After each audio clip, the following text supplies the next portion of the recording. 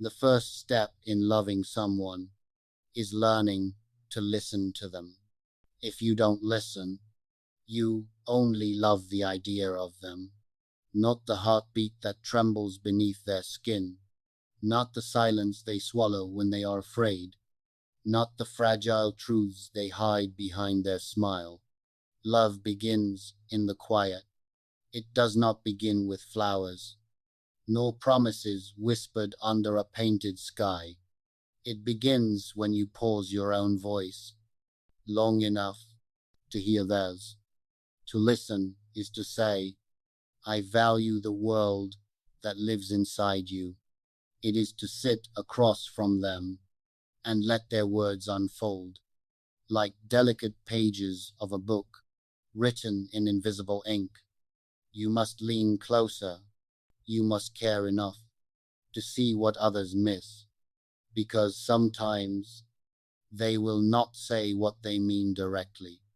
Sometimes their laughter will be too loud, their silence too heavy, their I'm fine too sharp at the edges. And love, real love, hears what is not spoken. It hears the pause before the answer.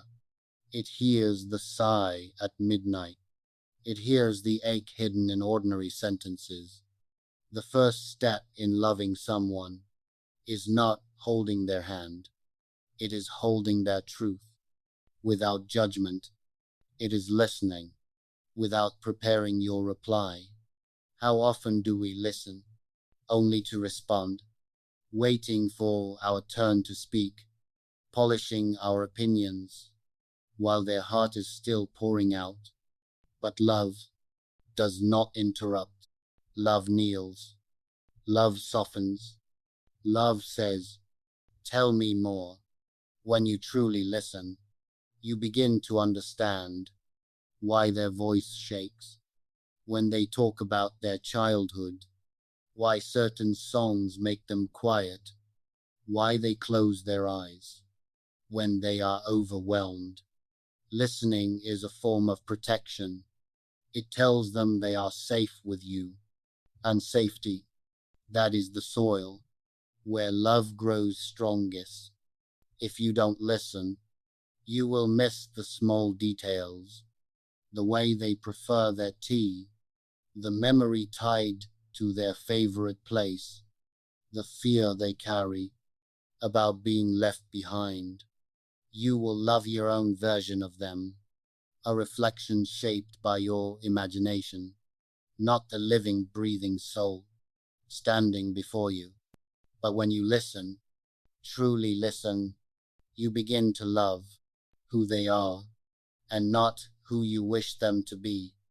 Listening is patience. It means allowing them to finish their story, even when it wanders. It means sitting with their anger without defending yourself immediately. It means absorbing their joy as if it were your own sunlight. When someone speaks to you about their pain, they are handing you something fragile. They are saying, this hurts. Please be gentle. And love replies, I will hold it carefully. The first step in loving someone is understanding that their feelings are not obstacles to fix, but experiences to honor. You do not rush them. You do not correct them. You do not shrink their emotions to make yourself comfortable. You allow them to feel fully, freely, without fear of being dismissed. Sometimes listening means sitting in silence together. No advice, no solutions, just presence.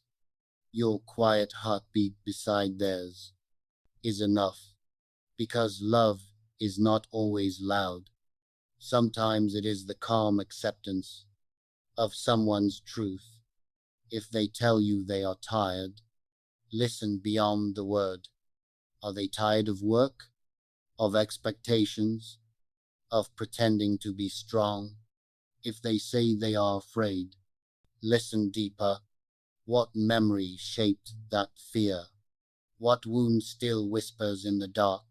Love becomes sacred when you are willing to enter the hidden rooms of their heart without turning on harsh lights. Listening is humility.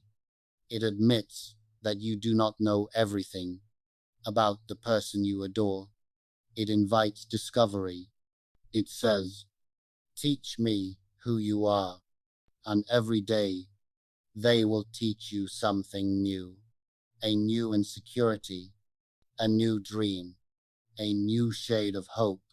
Love grows when curiosity remains. The first step in loving someone is realizing that they are a universe, not a possession. You cannot claim a universe. You can only explore it gently, respectfully. When they speak about their ambitions, listen with encouragement, not comparison.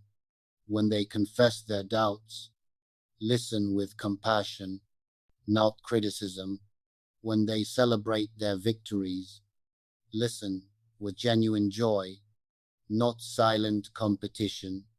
To listen is to step out of your own ego and into their perspective. It is to ask yourself, what does this moment feel like for them? And then to care. Sometimes loving someone means hearing things that are difficult, hearing that you hurt them, hearing that they need more, hearing that they are struggling. In those moments, defensiveness is easy, but love chooses courage. It listens anyway. It absorbs discomfort without closing the door, because growth is born from understanding, not denial. If you don't listen, resentment will grow in silence. Misunderstandings will multiply. Distance will creep in, quietly, invisibly. But when you listen, you build bridges. You create a space where honesty feels safe. You become not just a lover, but a confidant. Not just